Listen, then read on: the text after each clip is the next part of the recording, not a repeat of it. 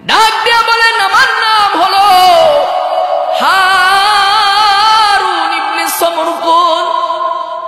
এ ভাই, আপনি তো মক্কার ভিতরে কত বছর হজ করেছেন, কিন্তু জানেন কি আমার আল্লাহ রাব্বুল আলামিনের দরবারে আপনার 40 বছরের হজও কবুল হয় নাই, আপনার 40 বছরের নামাজও কবুল হয় নাই। বলুন না নাউযুবিল্লাহ। এ ভাই, আপনি যেমন এসেছেন, আপনার আগে আরো 40 জন বান্দা আমার কাছে এসেছিল, এসে বলে গেছে আমার হজ কবুল হয় নাই। আরো কয়জন?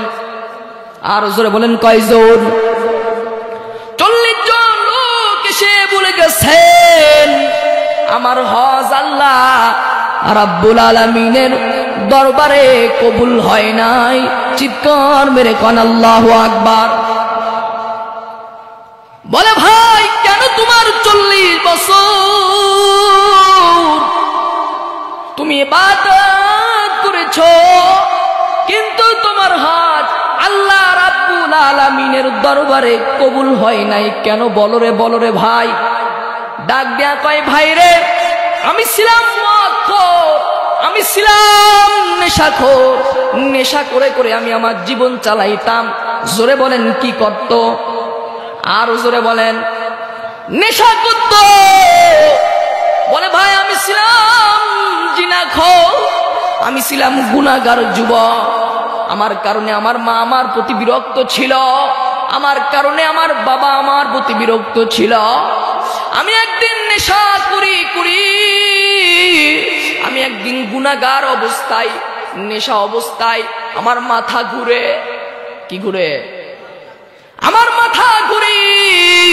আমি ঘরের ভিতরে আসলাম, দেখি আমার মা আমাকে দেখে বদদোয়া করতে লাগলো। এই সন্তান, তোমাকে কত কষ্ট করে লালন পালন করেছি, কত কষ্ট করে তোমাকে বানিয়েছি। আরে সন্তান রে, তুমি নেশা করে ঘরের ভিতরে ফিরো, কারণটা বুঝলাম না।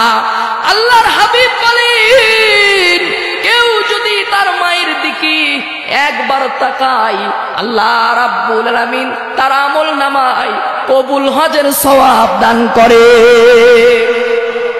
সুবহানাল্লাহ বললেন না? আরো জোরে বলেন সুবহানাল্লাহ। সাহাবায়ে কেরাম জিজ্ঞেস করলেন, ওগো নবীজি, ওগো আল্লাহর হাবিব, একবার তাকাইলে একবার কবুল হজের সওয়াব আল্লাহ রাব্বুল আলামিন আমল নামায় দান করবেন।